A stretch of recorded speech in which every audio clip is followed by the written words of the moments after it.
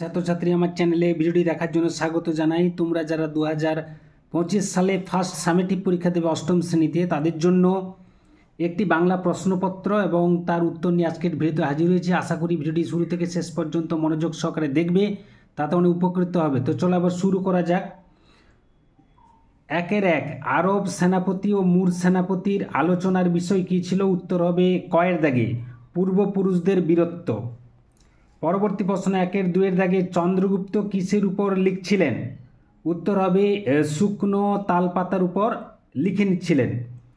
একের তিনের দাগে প্রশ্নে যাওয়ার আগে একটা কথা বলবো, এই প্রশ্নে যে উত্তরগুলো তুলে ধরা হয়েছে বা প্রশ্নগুলো রয়েছে, এই প্রশ্নগুলো থেকে 30 মার্কের মধ্যে তোমাদের কিন্তু 20 মার্ক কমন আসার সম্ভাবনা প্রবল থেকে প্রবলতর। কাজে ভিডিওটি ভালো করে মনোযোগ সহকারে দেখো, তাতে অনেক উপকৃত হবে। একের তিনে থেকে প্রশ্ন, হাঁসের ডিম দুপুর বেলায় বের করে দেবে বলেছিল, কে বলেছিল? সঠিক উত্তর হবে ভন্টা। এই ভন্টা হচ্ছে একটা খলিফা ছেলে। পরবর্তী প্রশ্ন, অথবা বাঘের বিক্রম সম মাঘের হিমানী চিঠি গদ্যাংশে উল্লিখিত পংক্তিটির কবিকে? উত্তর হবে রায় গুণাকর ভারতচন্দ্র, অর্থাৎ গয়ের দাগে উত্তরটি হবে। পরবর্তী প্রশ্ন একের চারে দাগে কার্নিসে বসা চড়ুইটির চাহনিতে কি ছিল? উত্তর হবে, সঠিক উত্তর হবে ক্ষয়ের দাগে তাচ্ছিল্য মজার। একের পাঁচের দাগে প্রশ্ন, বোঝাপড়া কবিতাটি কোন কাব্যগ্রন্থের অন্তর্গত? উত্তর হবে খনিকা কাব্যগ্রন্থের অন্তর্গত। পরবর্তী প্রশ্ন, কথাকলি ও কত্থক এর সঙ্গে কি কার যোগ রয়েছে? সঠিক উত্তর হবে ক্ষয়ের দাগে চিতা ও বন ময়ূরের যোগ রয়েছে। অথবা প্রশ্ন, তোতাই সবুজ জামা পরতে চায় কারণ কি? কারণ হচ্ছে তার গায়ে প্রজাপতি বসবে। এরপরে পরবর্তী প্রশ্নের উত্তর আমরা জানব। রবীন্দ্রনাথ শব্দটিতে কটি দল আছে? আমরা দল বিশ্লেষণ করলে পাবো র বিন দ্র নাথ, অর্থাৎ 4টি দল। তাহলে গয়ের দাগে উত্তরটি ঠিক হবে। একের আটের দাগে অপিনিহিতিতে কোন ধ্বনি কার্যকরী ভূমিকা গ্রহণ করে? সঠিক উত্তর হবে ক্ষয়ের দাগে হর্ষই এবং হর্ষ উ। পরবর্তী প্রশ্ন একে নয় দাগে স্ক্রু গ্রেটার দেন স্ক্রুপ বা স্ক্রুপ গ্রেটার দেন স্ক্রুপ, এখানে যে নিয়মে ধ্বনি পরিবর্তন ঘটেছে তা হলো আদি স্বরাগম, কয়ের দাগে উত্তরটি ঠিক হবে। পরবর্তী প্রশ্ন অথবা প্রশ্ন, মধ্য স্বরাগমের অপর নাম কি? উত্তর হবে কয়ের দাগে উত্তর স্বরভক্তি বা বিপ্রকর্ষ। একের 10 থেকে প্রশ্ন অত্যন্ত গুরুত্বপূর্ণ, বিদ্যাসাগর শব্দটির মধ্যে কটি রুদ্ধদল কয়টি মুক্ত দল রয়েছে? বিদ্যাসাগর শব্দটিতে আমরা দল বিশ্লেষণ করলে পাবো বিদ্যাসাগর, অর্থাৎ 2টি রুদ্ধদল 2টি মুক্ত দল রয়েছে। এরপরে আমরা চলে আসব দুয়ের দাগে নিচের প্রশ্নগুলির অতি সংক্ষেপে উত্তর দাও যে কোনো 14টি। 2-1, বনভোজনের জায়গা কোথায় ঠিক হয়েছিল? অত্যন্ত গুরুত্বপূর্ণ প্রশ্ন। উত্তরটা হচ্ছে শ্যামবাজার থেকে মাটিনের রেলে বাগুইআটি ছাড়িয়ে আরও 4টে স্টেশন পেরিয়ে তারপরে স্টেশন থেকে স্টেশনে নেমে 1 মাইল হেঁটে ক্যাবলার মামার বাড়ি, ওই ক্যাবলার মামার বাড়ির বাগান বাড়িতে বনভোজনের জায়গা স্থির হয়েছিল। পরবর্তী প্রশ্ন অথবা প্রশ্ন, জগতে একটা কীর্তি রেখে যেতে চাই, কিসের কীর্তি রেখে যেতে চান? উত্তর হবে গ্রিক সম্রাট, আবার বলছি গ্রিক সম্রাট সেকেন্দার দিগ্বিজয়ের মাধ্যমে জগতে একটা কীর্তি রেখে যেতে চান। এরপরে দুয়ের দাগে চন্দ্রগুপ্ত নাটকটির ঘটনাস্থল, এখানে লটা ওঠেনি, ও সময় নির্দেশ কর, অত্যন্ত গুরুত্বপূর্ণ প্রশ্ন।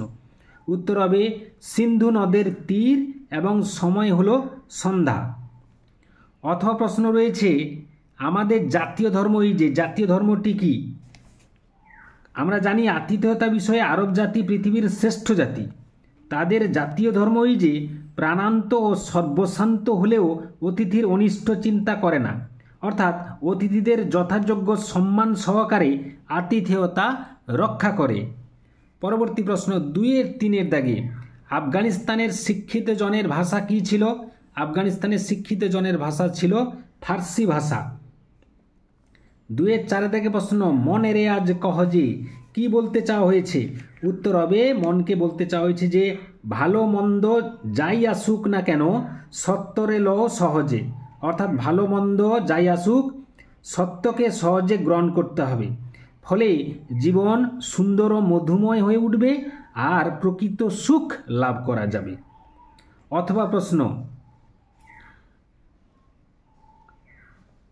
চলে আসছে এমনি রকম, কোন সময়ের কথা এখানে, কোন সময় থেকে চলে আসছে? আমরা জানি মান্ধাতার আমল থেকে এটা চলে আসছে।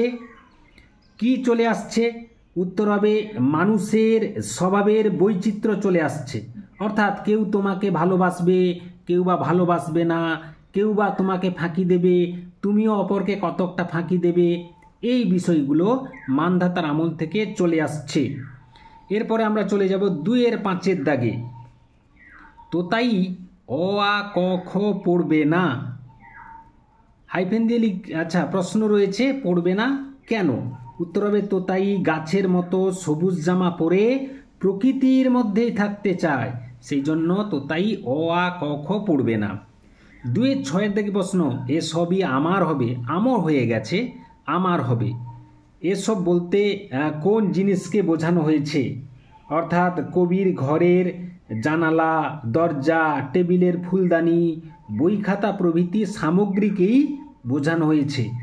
পরবর্তী প্রশ্ন অথবা প্রশ্ন, পরবাসী কবিতাটির কবির নাম লেখো। পরবাসী কবিতাটির কবি হলেন বিষ্ণু দে। 2-এর 7 থেকে প্রশ্ন, হাসছো কেন খোকা, এটা কি নাট্যশালা, কার উক্তি? উক্তিটি হচ্ছে প্রসন্ন গুরু মহাশয়ের এটি উক্তি ছিল।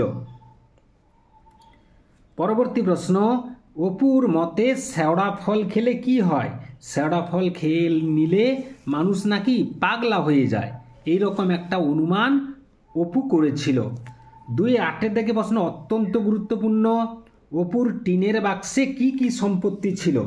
অপুর টিনের বাক্সে একটি রং ওঠা কাঠের ঘোড়া, একটা টোল খাওয়া টিনের ভেপু বাসি, গোটা কত কড়ি, 2 পয়সা দামের পিস্তল, কতকগুলো শুকনো নাটা ফল আর খান কত খাপড়ার কুচি ছিল। এরপরে পরবর্তী প্রশ্ন অথবা প্রশ্ন আমরা চলে যাব, অপু ঝোপের মধ্যে কি দেখেছিল?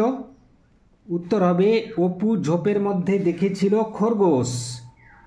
আমের কুশি জারাতে দুর্গা অপুর কাছে কি কি জিনিস চেয়েছিল?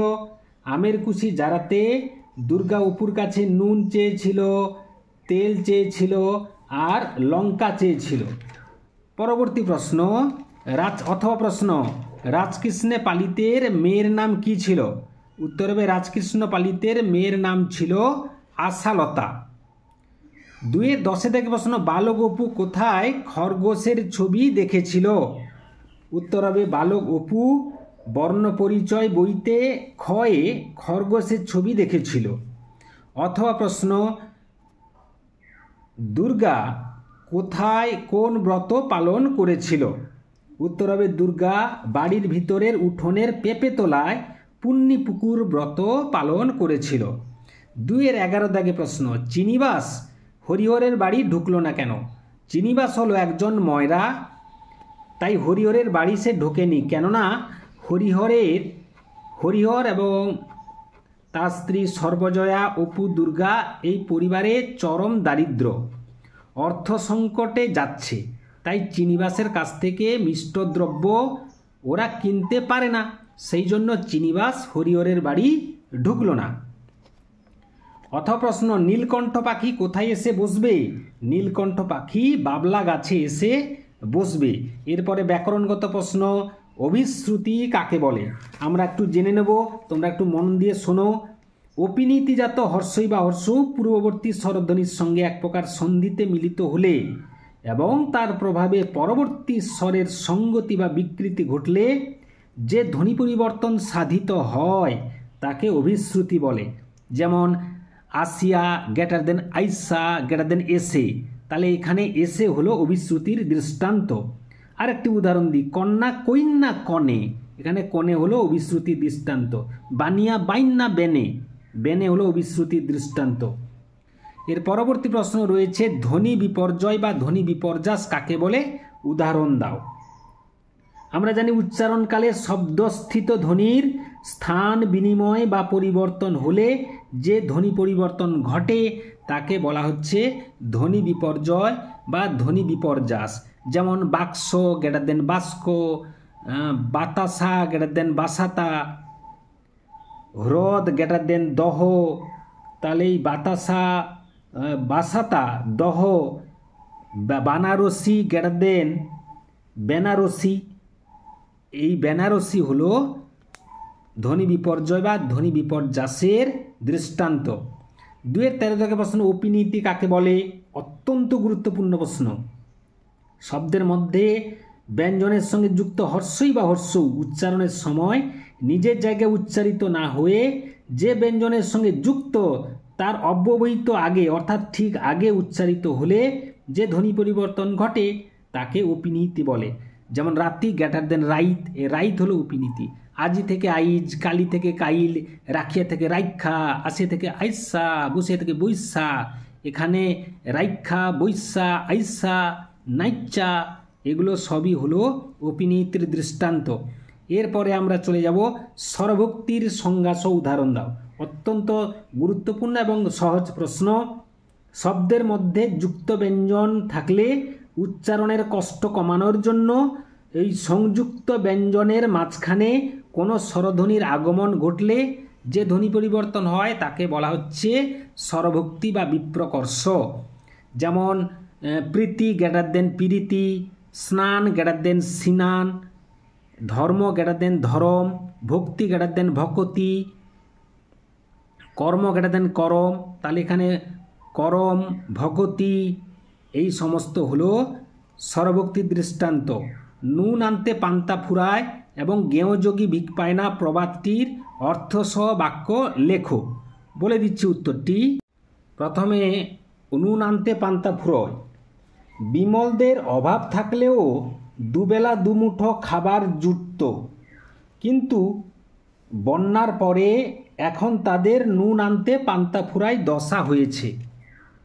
এরপরে গেঁয়োযোগী ভিক পায় না, এখানে গেঁথ হয়ে গেছে, গেঁয়োযোগী হবে। তাহলে উত্তরটি এরকম দাঁড়ালো, কমলবাবু ভালো গান গাইলেও পাড়ার রবীন্দ্র জয়ন্তী অনুষ্ঠানে ডাক পান না, কারণ গেঁয়োযোগী ভিক পায় না। পরবর্তী প্রশ্ন, দল বিশ্লেষণ করো। দল বিশ্লেষণ করো রয়েছে অকালবোধন এবং বিবেকানন্দ। অকালবোধন দল বিশ্লেষণ করলে হবে অ কাল বো ধন, অর্থাৎ এখানে 4টি দল, অ কাল বো ধন 4টি দল। আবার বিবেকানন্দ বি বে কা নন দ 5টি দল। আর মুক্ত দল কাকে বলে, যে দলটি স্বরধ্বনি দিয়ে গঠিত হয় কিংবা যে দলের শেষে স্বরধ্বনি থাকে তাকে মুক্ত দল বলে। যেমন আলো শব্দটি দল বিশ্লেষণ করলে দাঁড়ায় আ আর লো, এখানে দুটো দলই হলো মুক্ত দল। সীমা গ্রেটার দেন সীমানা, এটি কিসের উদাহরণ? সীমা থেকে সীমানা, এটি অন্তব্যঞ্জনাগমের উদাহরণ। 2-17 চন্দ্রগুপ্ত শব্দটি দল বিশ্লেষণ করে রুদ্ধদল মুক্তদল চিহ্নিত করো। চন্দ্রগুপ্ত চন্দ্র গুপ্ত 4টি দল। তাহলে আবার বলছি চন্দ্র গুপ্ত, তাহলে এখানে চন আর হচ্ছে গুপ, এই দুটো হচ্ছে রুদ্ধদল, দ্র আর ত হচ্ছে মুক্তদল। পরবর্তী প্রশ্ন, অথবা সমীভবনের অপর দুটি নাম লেখো। সমীভবনের অপর দুটি নাম হলো সমীকরণ আর একটি নাম হলো ব্যঞ্জন সঙ্গতি। এরপরে নিচের প্রশ্নগুলির উত্তর দাও, যে কোনো 4টি। 3-1 কি বিচিত্র এই দেশ, বক্তা যে বৈচিত্র্য দেখেছেন দেশের তা লেখো। অথবা মাছের কালিয়ার 3টে বেজে গেল, মাছের কালিয়া সম্পর্কে এরকম বলার কারণ কি? 3-2 প্রশ্ন, তা হইলে আমাদের উভয়ের প্রাণ রক্ষার সম্ভাবনা, বক্তাকে কিভাবে উভয়ের প্রাণ রক্ষার সম্ভাবনা তৈরি হয়েছিল। অথবা এই কাব্য অদ্ভুত রকম জনপ্রিয় হয়ে উঠেছে, কোন কাব্য? সে কাব্যের জনপ্রিয়তার কথা বলতে গিয়ে লেখক কোন কোন প্রসঙ্গের অবতারণা করেছেন। 3-3 প্রশ্ন, ময়ূর মরেছে পণ্যে, এই কথার অন্তর্নিহিত অর্থ কি? অথবা হয়তো ভাবে চড়ুই পাখিটি কিভাবে বলে কবি মনে করেন। এখানে কিভাবে একসঙ্গে হয়ে গেছে, কিভাবে বলে কবি মনে করেন। 3-4 দেখে প্রশ্ন মরার চেয়ে বাঁচাই ভালো এমন মনে হওয়ার কারণ লেখো। অথবা প্রশ্ন সবুজ জামা আসলে কি। এই ছিল আজকের ভিডিও। আশা করি ভিডিওটি ভালো লেগেছে, লাগলে অবশ্যই একটা লাইক করো, শেয়ার করো। চ্যানেলে নতুন হয়ে থাকলে চ্যানেলটি অবশ্যই সাবস্ক্রাইব করে চ্যানেলের পাশে থাকো। ভিডিওটি এতক্ষণ ধরে দেখার জন্য ধন্যবাদ রইল। নেক্সট ভিডিও আবার তোমাদের সঙ্গে দেখা হচ্ছে।